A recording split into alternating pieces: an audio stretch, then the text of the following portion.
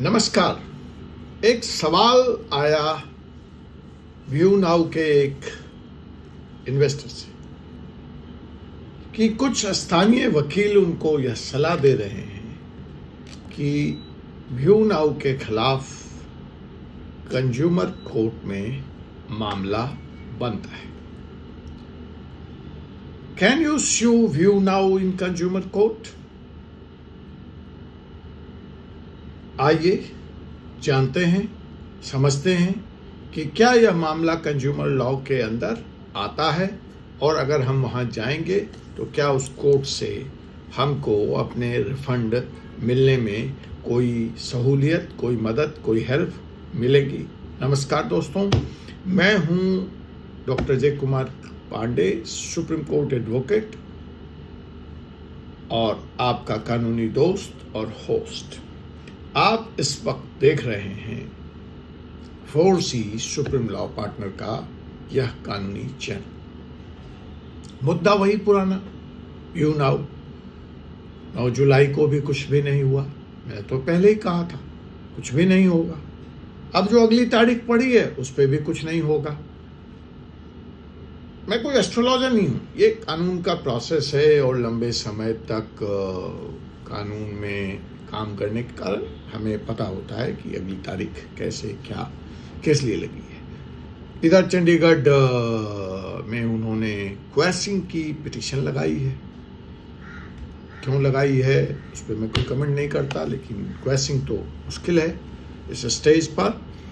हाँ, जमानत की संभावना थी, खास करके अभी जब चीफ जस्टिस ऑफ इंडिया ने लंबा चौड़ा बेल को लेकर भाषण दिया है, सारे कोर्टों को सेंटेसाइज किया है। तो आरिफ निसार हों, सुखविंदर खरूर हों, डिम्पल खरूर हों, बेल की प्रोबेबिलिटी हाई कोर्ट चंडीगढ़ से लगातार बढ़ती जा रही, लेकिन वो बेल एप्लीकेशन फाइल ही नहीं करते हैं। शायद बाहर नहीं आना चाहते हैं। उन्हें ऐसा लगता है कि बाहर आने से उनकी परेशानियां, उनकी दुश्वारियां बढ़ जाएंगी। आप सब उनके पीछे पड़ जाएंगे, आप उनसे पैसा मांगेंगे। तो मौजूदा हालात में जेल में बने रहना ज़्यादा मुनासिब है। वैसे तो इस खबर से इसका कोई विषय नहीं है, लेकिन चूंकि मामला सिमिलर है और आप लोग उसके बारे में पूछते रहते हैं, तो एक बड़ी खबर और है कि उस पर मैं अलग से वीडियो लेकर आऊँगा कि PSCL के एक डायरेक्टर कल गिरफ्तार हुए। हाँ जी, वही पर्ल एग्रोटेक वाले। तो वो अलग मसला है, लेकिन फिलहाल तो लोग पूछ रहे हैं, डॉक्टर पांडे, क्या हम व्यू नाउ के खिलाफ कंज्यूमर कोर्ट जा सकते हैं? आज के वीडियो में मैं आपको कुछ सच बताने वाला हूं। ईश्वर की कृपा है, आप सब लोगों का प्यार है कि अभी तक जो भी मैंने अपने चैनल पे कहा है व्यू नाउ केस के बारे में, वो सब सत्य साबित हुआ है। और हाथ कंगन को आरसी क्या, पढ़े लिखे को फारसी क्या।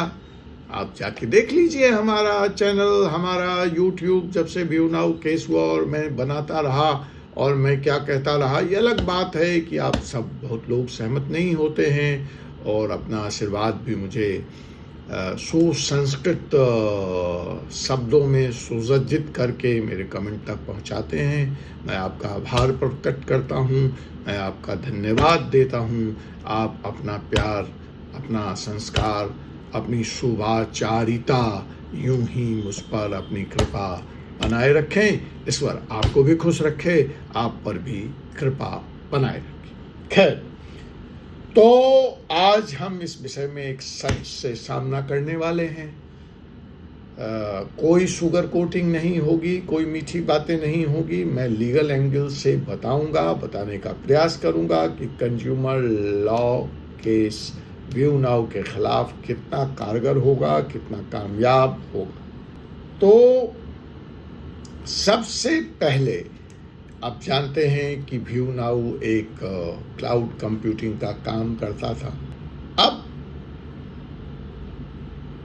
जब आप ये काम करते हैं तो इसके लिए भी आपको कई तरह के लाइसेंसों की जरूरत होती है।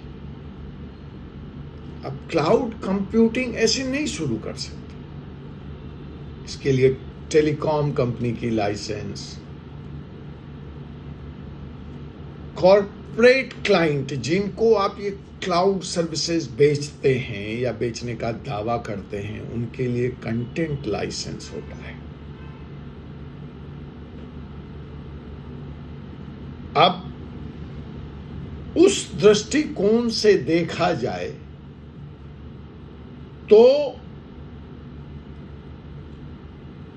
वो जो थर्ड पार्टी है जिसको क्लाउड कंप्यूटिंग, क्लाउड स्पेस बेचा गया, जिसको एसेट्स बेचा गया, ये अलग बात है कि अभी तक वो सामने नहीं आए हैं, एक भी नाम सामने नहीं है। देखिए, आप इसमें बड़ा दिलचस्प मामला है। व्यू नाउ कहता है वो ऐसा काम करता था, ईडी का आरोप झूठा है, मान लिया जी।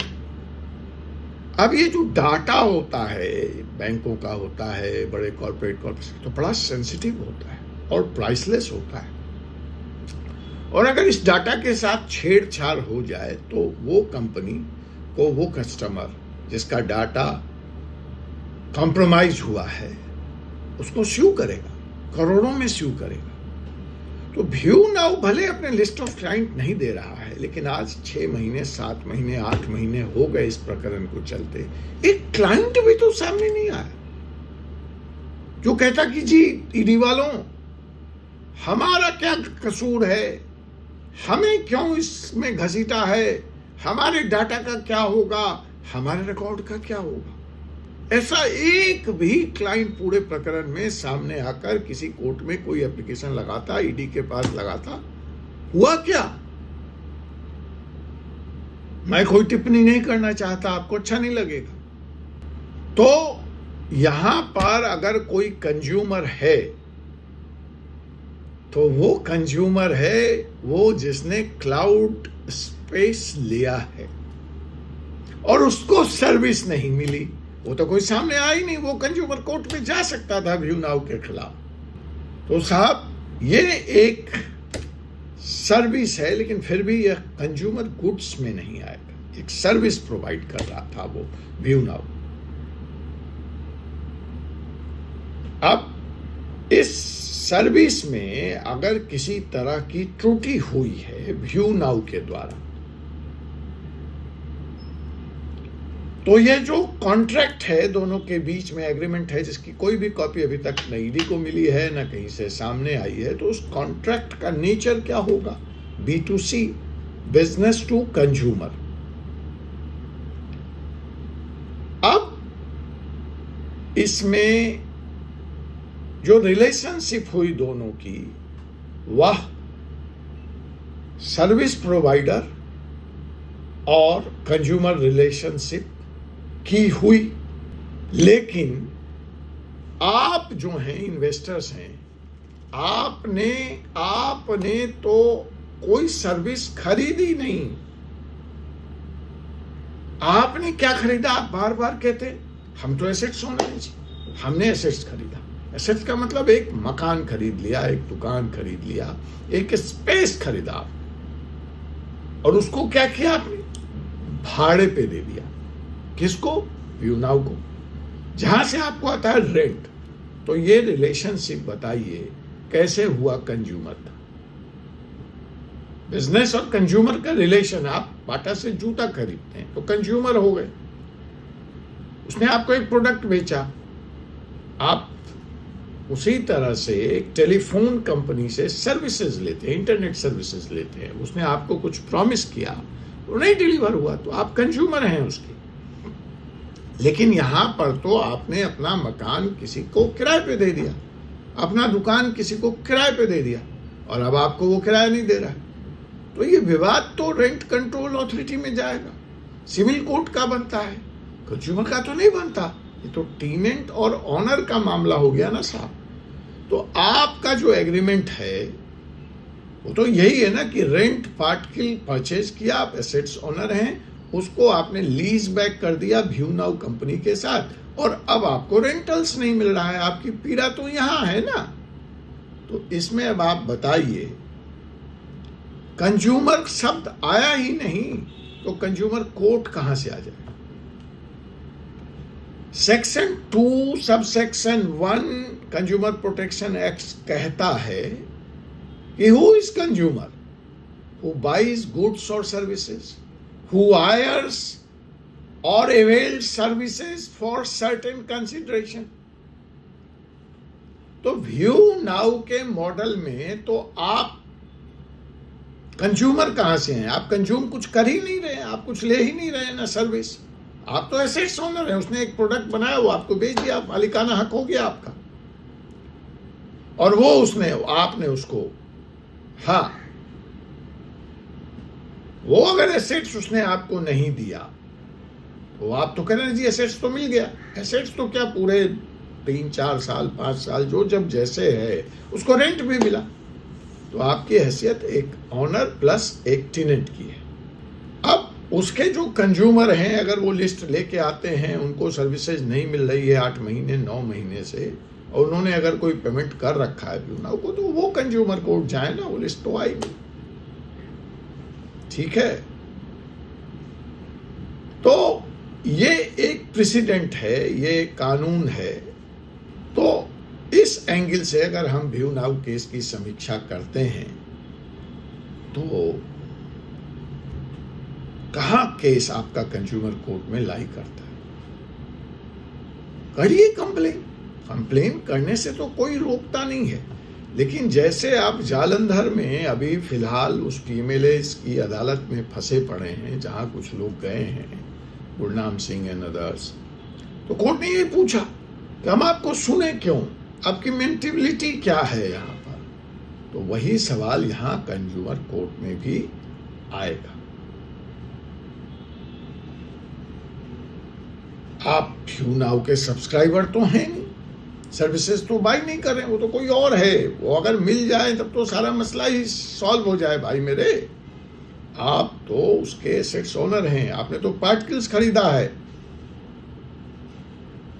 तो टेनेंट और ओनर का संबंध हो गया। तो अगर इस मसले को कंज्यूमर कोर्ट लेके कोई लोग जाते हैं या जाएंगे, तो पहला सवाल यही होगा कि किसने किसको ऑर्डर प्लेस किया, who signed the contract, who paid, what are the disclaimers, who is entitled to disclaimers. अब कंज्यूमर कंप्लेन तो ऑनलाइन दर्ज होती है, कर दीजिए। लेकिन साहब व्यू नाउ तो यही कहेगा, they are not our consumers, they are the assets owners, they are partners. आप खुद कहते हैं, मुझसे बहस करते हैं। तो साहब case would be bound to be dismissed on very first day for the lack of understanding the consumer and for jurisdiction misjoinder. So consumer court का jurisdiction इस मामले में बनता ही नहीं। तो जैसा कि मैंने अन्य वीडियो में कहा कि आपकी रेमेडी किसी और कानून में, किसी और अदालत में लाई करती है। आप सिविल कोर्ट जा सकते हैं ब्रीच ऑफ कॉन्ट्रैक्ट के लिए, आप PMLA की अदालत में जा सकते हैं, आप बर्ड्स एक्ट में जा सकते हैं, आप सरकार से गुहार लगा सकते हैं, आप ED के पास जा सकते हैं। लेकिन कंज्यूमर कोर्ट में आपको इस केस में कोई भी उम्मीद या रिलीफ नहीं मिलेगी। तो साहब आज का हमारा ये क्लियर वर्डिक्ट है कि कंज्यूमर कोर्ट इस मसले में, व्यू नाउ मसले में नहीं चलेगा। अगर आपने व्यू नाउ से पार्टिकल्स खरीदा है डायरेक्टली या एजेंट के जरिए, तो एसेट्स ओनर शब्द उसमें लिखा है, पार्टनर्स लिखा है। तो अगर आप इसके बावजूद कंज्यूमर कोर्ट का रुख करते हैं तो आपका केस रिजेक्ट हो जाएगा। अब यह बात मैं बार बार कह चुका हूँ, कई प्लेटफॉर्म से कह चुका हूँ। अब अगर आपको मेरी बात में दम नज़र आती है, लॉजिक आती है नज़र, और आप मेरी बात से सहमत हैं, तो आप कंफर्म कीजिए, कमेंट कीजिए, लाइक कीजिए, शेयर कीजिए और हमारे चैनल को सब्सक्राइब जरूर कीजिए। देखिए, यहाँ पे सिर्फ व्यू नाउ से संबंधित वीडियो नहीं आते। कानून आपके साथ ये गेम हुआ क्योंकि आपको कानून की जानकारी नहीं थी। उसी तरह से ये केस हो गया, पैसे का क्या होगा नहीं होगा, ठीक है, उसके लिए संघर्ष कीजिए जैसे भी आप करना चाहते हैं। लेकिन एक बात याद रखिए कि अभी जीवन के बहुत सारे क्षेत्र बाकी और आपका जीवन भी बाकी है। और अगर इसी तरह से आपको कानून की संपूर्ण जानकारी नहीं हुई तो आपको दूसरे किसी बड़े मामले में फिर से उलझने से नहीं बचाया जा सकता।